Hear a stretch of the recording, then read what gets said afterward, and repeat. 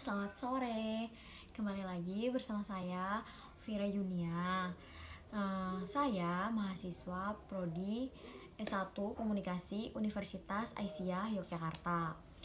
Kemarin saya pernah membahas masalah bagaimana cara kita menarik perhatian pelanggan, bagaimana cara kita mempertahankan pelanggan, bagaimana cara untuk menyelesaikan masalah pada sebuah perusahaan maupun pada sebuah usaha gitu. Lalu pada kali ini saya akan membahas tentang tips dan trik cara melayani pelanggan pada sebuah butik. Sebelumnya saya akan memperkenalkan dulu butik yang akan saya jelaskan selanjutnya. Di sini saya akan menjelaskan butik yang bernama Yunka Fashion.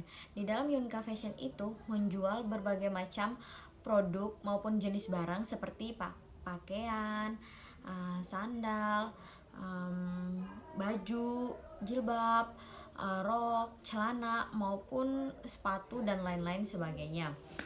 Nah, di dalam Yunka Fashion itu pastinya terdapat tata cara melayani pelanggan, apalagi di masa pandemik ini. Tentunya cara melayani pelanggan di saat COVID-19 ini tentunya berbeda dengan sebelum-sebelumnya. Di sini saya akan menjelaskan perbedaan cara melayani pelanggan pada masa sebelum COVID maupun sesudah COVID. Langsung saja saya akan menjelaskan bagaimana cara kita melayani pelanggan sebelum COVID-19 ini. Pada masa sebelumnya, orang-orang biasanya melakukan interaksi seperti biasanya. Misalnya mereka jika ingin membeli barang di Yunka Fashion, mereka tidak perlu mencuci tangan maupun menggunakan masker. Akan tetapi pada masa pandemi ini mereka diharuskan untuk menggunakan masker ketika mereka bepergian jauh dan diwajibkan untuk mencuci tangan sebelum masuk butik maupun pas keluar butik. Dan kali ini saya juga akan menjelaskan bagaimana tips dan trik Yunka Fashion melayani pelanggan. Misalnya, yang pertama, Yunka Fashion selalu menghormati siapapun yang datang berbelanja di Yunka Fashion. Maksudnya di situ, siapapun yang berbelanja di Yunka Fashion, kita wajib menghormatinya. Kita tidak boleh melihat latar belakang dari pelanggan tersebut. Mau dia pegawai, mau dia jenderal, mau dia konglomerat, mau dia ibu pejabat, kita tidak boleh pandang bulu setiap pelanggan yang datang di Yunka Fashion, dan kita wajib menghormati setiap pelanggan yang datang di Yunka Fashion tersebut. Lalu yang kedua yaitu bagaimana cara kita untuk menjaga hubungan maupun ketika kita berinteraksi dengan semua pelanggan yang datang berbelanja di Yunka Fashion. Misalnya, kita tetap menjalani hubungan dekat dengan setiap pelanggan. Misalnya, kita selalu berusaha bagaimana cara kita untuk menarik perhatian pelanggan. Dan yang ketiga, kita membuat promosi di Yunka Fashion.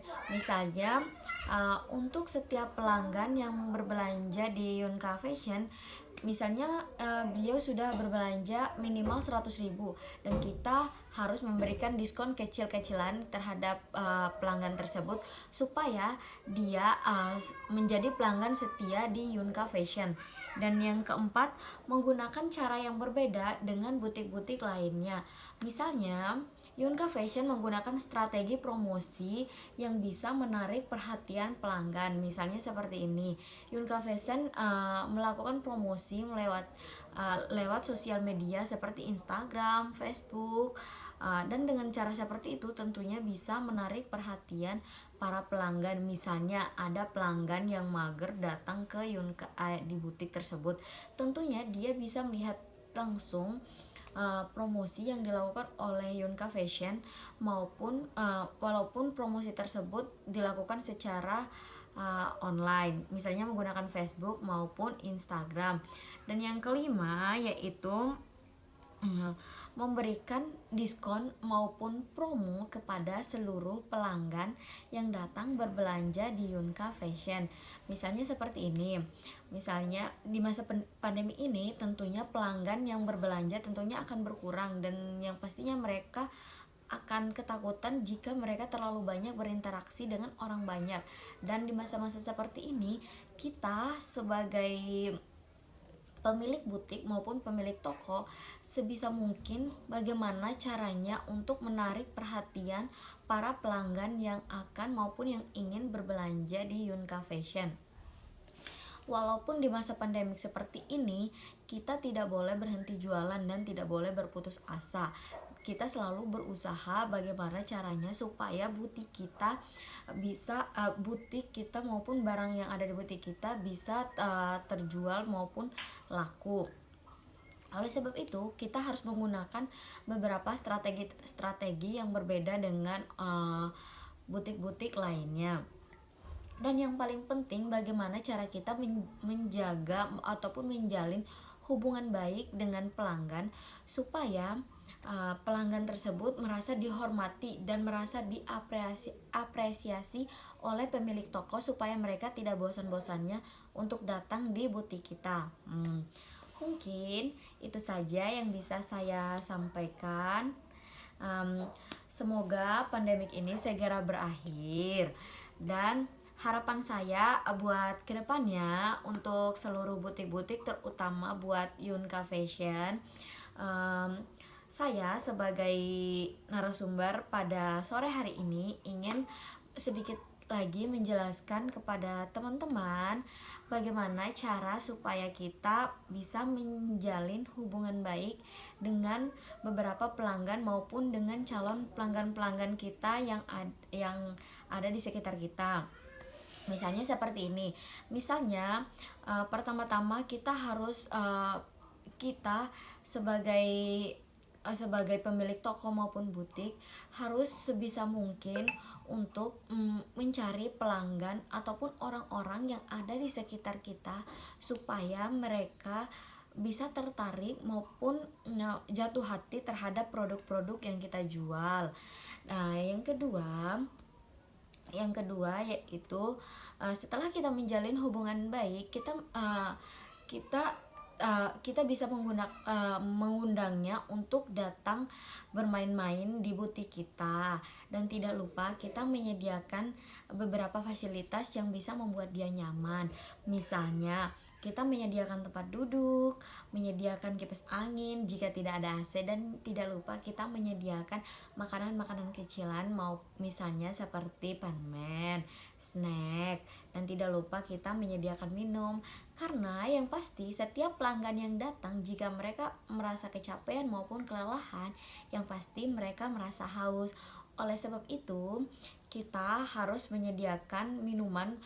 Boleh sih minuman yang kecil-kecilan juga tidak masalah, asal ada minuman yang disediakan di butik tersebut supaya pelanggan merasa dihargai dan merasa dihormati ketika berbelanja di butik kita tersebut, apalagi di Yunka Fashion.